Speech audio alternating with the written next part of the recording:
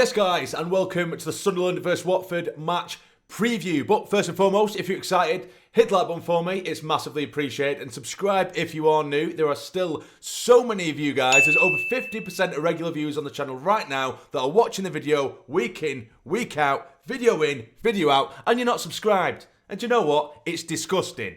Disgusting!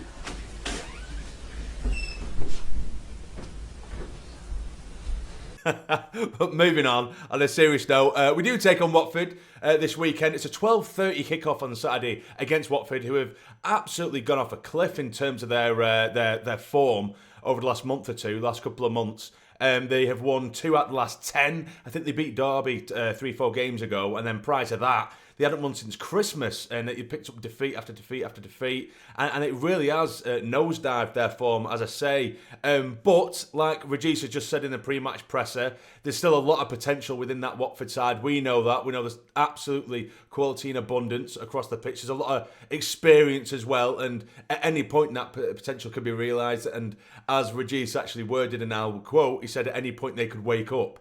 And it could just happen this weekend, so we can't be complacent.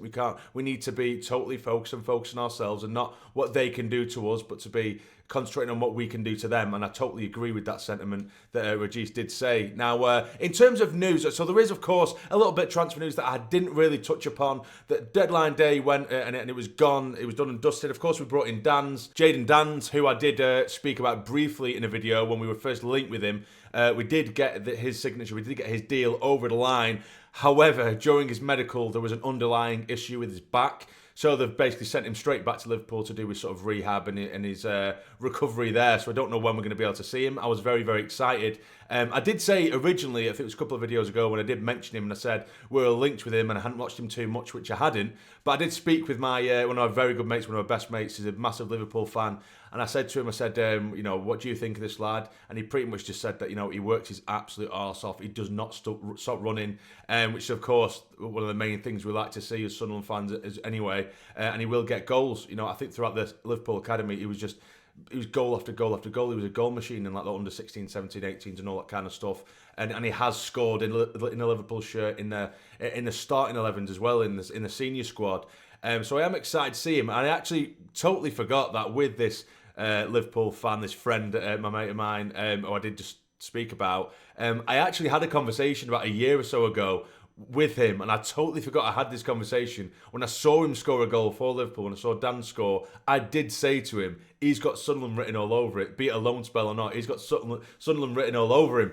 And so it was just funny that I totally forgot about his existence, and I'd already made that comment, which I find quite funny. But yeah, he's not going to be available, clearly. But in terms of injury news, Alan Brown, as you can see on screen here, he is apparently back to full fitness and he is ready, which I think is a huge step up, a huge help for the team. Rodgers did say that it's obviously good that these injuries are coming back. These players are coming back from injury because kind of contradictory. I will just say, as much as I love Rodgers, because throughout the season he has said that he wants to rotate or and stuff like that. But then even when he has had players available, he would not rotate that trio of Rig, Neil and Job. He's remained with that trio even when there was available options. But he has said that it's a 46-game season. It's unrealistic to believe that that trio can play every single one of those games. So lots of Browns have come in. Samed now, of course, trying to bed him in properly. I will just say as well, just on the topic of Samed, something that kind of got to me a little bit, and it really is the exact same with Corey Evans, because what I tend to see, or what I have seen, is when we played Plymouth, of course, it was a 2-2 draw. We started Samed. Maybe it wasn't the right game from starting, and I agree with that. And I agree that everyone was pissed off and frustrated with that game in general. But then everyone just pinpointed Samed as being shit. All he does is do short passes, terrible, boring, just gives it backwards or just moves it on as soon as he gets it. It's a waste of a shirt type thing. He, in my opinion, when he came in against Borough, gave me that exact same performance. And I said that was a good performance from what he does, by the way, against Plymouth. I didn't say his performance was shit, but 80% of Sunderland fans were saying it was, and I think it was tarnished because of the result against Plymouth. He doesn't have a glamorous role. He's there to make himself available, sort of unload a little bit of pressure from the rest of the lads, just always be available to the back four and then move it on, and just to give us that little bit of a break. That's what he's there for, and he did that against Plymouth, but because it was a shit result, everyone said he was shit. He came on against Borough, did that exact same thing. Everyone said he was brilliant, and he did that exact same thing, and I just thought, you can't just chop and choose, when that is a good thing and when it isn't. Again, it's not a very glamorous position. It's not a very glamorous role that lad has. So I understand why people might say, I don't really get it, but that is what he did. And then people started to appreciate against Borough because we won. And he did come on and he calmed the play down.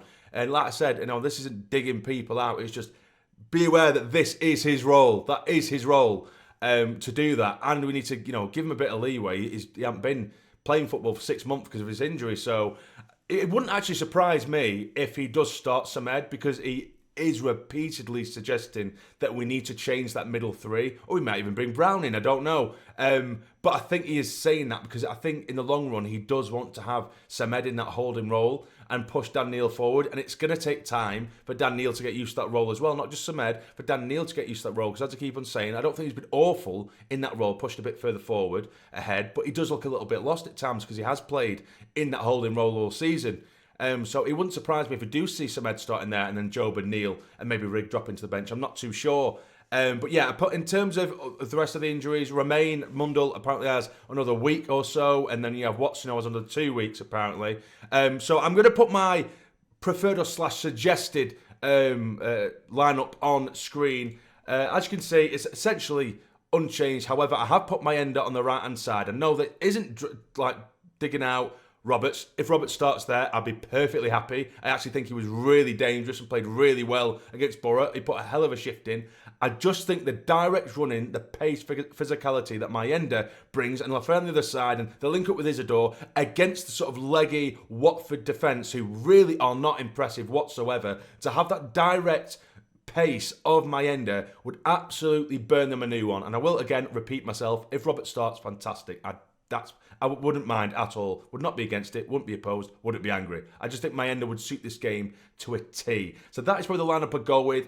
In an ideal world, I want to see Lafay in that place where Rigg is, or where Bellingham is, or Job, should I say.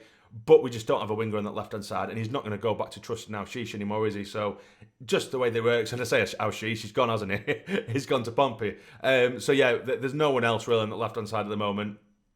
But the back four, Sirkin, 09, Mepham and Hume, that doesn't get changed for me. I think Watford being a previous club of 09 as well, I don't think he's going to get dropped. I think eventually he will start throwing Ballard in from the start. In certain games, he might even do it this weekend, we don't know. But that's probably the lineup I'd be most comfortable with. But when Mundle comes back, I would love to see Mundle pushed over to the left. And then instead of Rigg, I would have Lafay there. And that would be, for me, the strongest 11. But again, I will say, I think he may change things in the middle. We might see a couple of unexpected changes this weekend. But again, we shall see. Now, in terms of my predictions for this game, I'm quietly confident. However, I do think that game against Borough, it will do the world of good for the lads. It was a massive game. Not only was it a win, but I just think mentally for the lads, it would have been fantastic. But equally, I think it would have taken its toll physically and mentally, because it was a hell of a game. Everyone was shattered. They put a hell of a shift in. So there might be a couple of changes, as I say. But I am quietly confident, and I am going to go for a 2-0 Sunderland win. I think Eastore's going to get a goal, and I think Roberts is going to get one as well. And I've just said that I would like to see Mayenda start, but whether Roberts comes up off the bench or starts, I think Roberts is going to get amongst the goals, and that would be amazing for him as well. So I'm going to go for a 2-0 Sunderland win. You guys let me know in the comments down below what you think the score is going to be. But if you've enjoyed, hit the like button for me. It'd be massively appreciated. Subscribe if you're new. But for now, take care, stay jammy. Away the lads!